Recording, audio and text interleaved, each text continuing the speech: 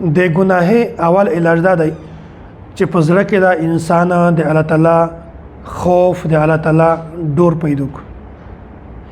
الله تعالی قران کریم کې فرمای اعوذ بالله من الشیطان الرجیم بسم الله الرحمن الرحیم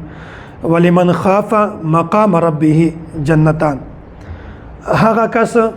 چې هغه د الله تعالی په حضور کې د دراولې د منظر نه ډاریږي او د سوچ داوي چې کچېره مو دغه د ګناه چار وکړه بیا یو وخت داسې روشي چې زه د الله تعالی په حضور کې حاضر یم، د الله تعالی په دربار کې حاضر یم، زه الله تعالی ته څه جواب ورکوم. نو دغه وجنه الله تعالی چې کیم د دوی جنتي وعده ور سره کړی دو عادت داسې سړی سره کړی دو. مشهور مفسر حضرت مجاهد رحمت الله علیه دا خبره بیانوي وی چې د دغه هغه کس مراد دی چې دغه انسان دهان دغه انسان سوچ فکر د ګناه طرف ته وي چې مو دا ګناه کړی وي او په انا بعد دغه انسان دهان د الله تعالی طرف ته لور شي چې کچېره مو دا ګناه وکړه بیا خو الله تعالی مو ویني، زه خو یو وخت الله تعالی په دربار کې حاضر یم، د الله تعالی په حضور کې حاضر یم، زه الله تعالی ته څه جواب ورکوم.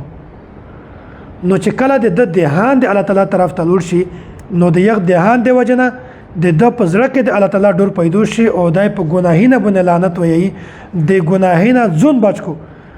نو مفسر فرمایي چې دغه هغه کس مراد دی چې د الله تعالی طرف ته توجه وکړه، په زړه کې ډور د الله تعالی پیدا شو، ګناهینه یې پرشول چې الله تعالی د دوی جنتي وعده د داسې انسان سره کړی. دغه نور تفسیر دا دی چې کایو سره داسې چې هغه په ګوشې ځکه نوستوي تنها نوستوي څوک ور سره نه وي د او د ګناهي په میانس کې څه رکاوټ نه وي، څه مسله نه وي ورته، ګناهي نه کړلای هشي استوز نه ور سره یا پلور نه ور سره یا خور ورور هیڅوک نه ور سره نه شاګرد وي د او د ګناه په میانس کې څه رکاوټ نه وي او دای بیا وایي چې نه زه دا ګناه ځکه نه کوم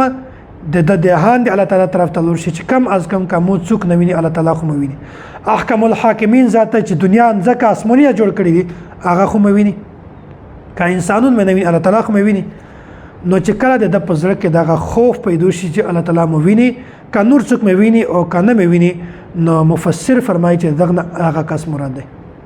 نو الله تعالی د داسې کس سره د دوی جنت وعده کړی دو چې په داسې وخت کې دته د ګناه کړل موقع هشته دغه باوجود د سوچ د دهان د الله تعالی طرف ته لور شه او د په دغه وخت کې ګناهینه پرشول نیک عمل وکړه په زړه کې د الله تعالی ډور پیدا شه یا چې د داسې کسر الله تعالی د دوی جنتي وعده کړی. او بیا اصل تقوا دته او درمه خبره ده چې الله تعالی دا خبره نه بیان کړي چې کیم سړی د جهنم نه وډور شي یخته دوا جنتی نه دي یا د جهنم د عذاب نه وډور شي یا د وعید نه وډور شي یخته دوا جنتی نه. الله تعالی دا خبره نه بیان کړي بلکې الله تعالی دا خبره بیانوي چې ولمن خاف مقام ربه جنتان چې کیم کس الله تعالی مخته د دراولې د منظر نه وډور شي یک انسان ته الله تعالی دوا جنتی نه ورکوي. یو کس د ګناه طرف ته سوچ جوړ شو او بیا وایي چې کوم ګناه وکړه د قیامت پر الله تعالی معاف کوي. الله تعالی خو غفور رحیم ذات دی، اخو انسان بیا معاف کوي. معاف مه کو متسزوه نه کوراس د یغه متسزوه نشي ملاو د یغه ګناه مت نشي ملاو. نو زه پکې ما خله باندې د الله تعالی په حضور کې حاضر یم، زه پکې مخ باندې پکې شکل پکې ما رویه بنو زه د الله تعالی په حضور کې حاضر یم. مو کا ګناه کړه وي الله تعالی معاف ها کوړتا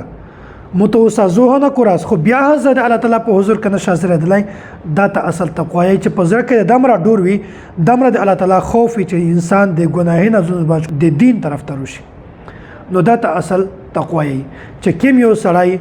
دغه د ګناه په ګناهینه باندې لعنت وایي د ګناه د نحوست نه ځون بچ کو د الله تعالی په حضور کې د حاضرولې د منظر نه وډور شي چې زه د الله تعالی په حضور کې کله نه کله څه د مونږ د اعمال یوسف شي یا زه په کیمه چهره سره په کیمه خلاص سره د الله تعالی په حضور کې حاضر یم چې کله د پزړه کې د خوفي د انسان به همیشه د جرایم نه د ګناه نه بچ کیږي. نو د ګناه نه د بچ کول اول صورت ده چې پزړه کې د کله خوف وي بیا همیشه د پوره کامیابی. چې پزړه کې د خوف نه وي